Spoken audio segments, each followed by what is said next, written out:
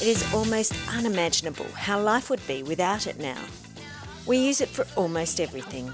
Sharing and expression, buying and using apps, social networking, gaming, shopping, as well as buying and listening to movies and music. I ain't breaking this, shut up and let me go. Hey! Shut up and let me go.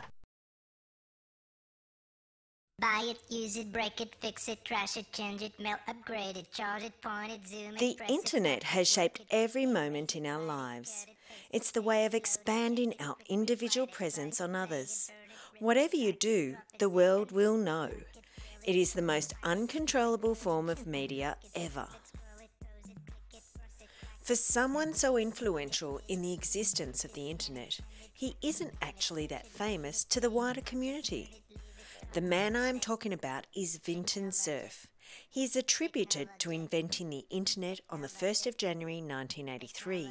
Start of all of this is that if you work on your computer and I work on my computer and you and I have to solve a problem together, wouldn't it be nice if my computer was connected to your computer? Internet protocols, which I developed along with my colleague Vint Cerf, were really what enabled this whole collection of worldwide components to work together seamlessly. At this point, it's about 1982. This is 9 years into the program. And I'm now in charge of the program in the Defense Department.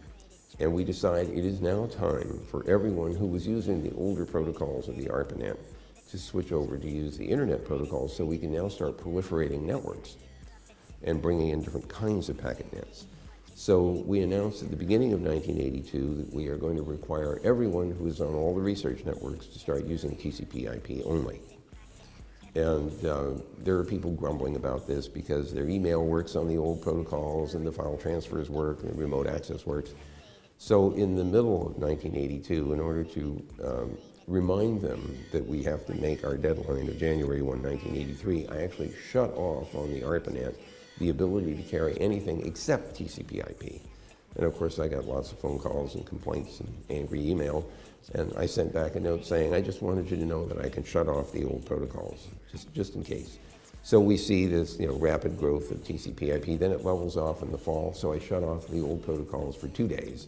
More grumbling and screaming and yelling, but people got the point.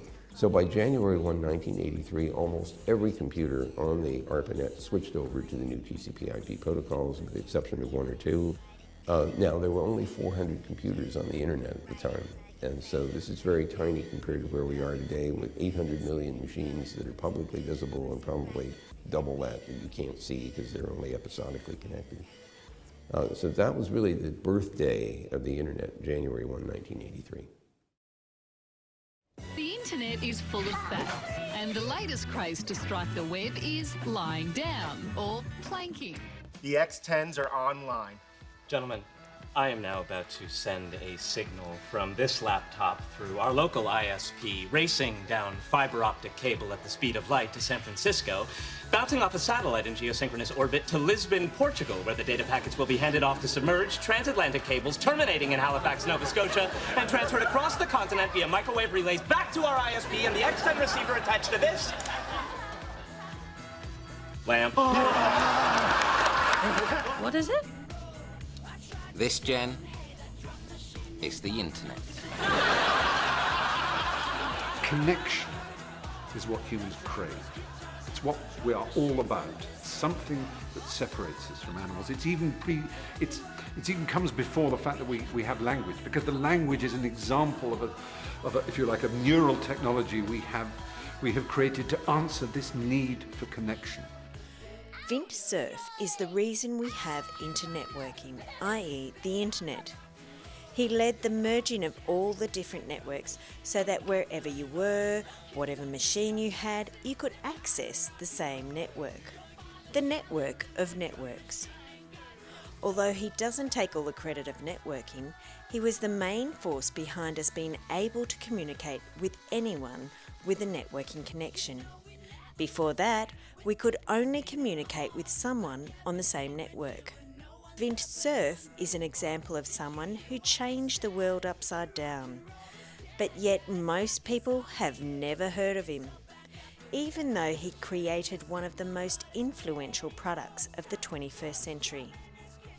It's amazing how much we depend on the internet. If it were to suddenly fail, the world would fall into anarchy. The New York Stock Exchange would crash, economies would be in disarray, companies would go out of business, global trade and communication would be totally dysfunctional, and students would have to look in books for research. The internet! Oh, please, no flash photography, you'll harm the internet. Ladies and gentlemen, why is no one laughing? If anything were to happen to this box. Fortunately, now it's easier to have our voices heard and even put pressure on the government, continue our economic growth and understand cultures different from ours. The scary part is, progress is just getting faster.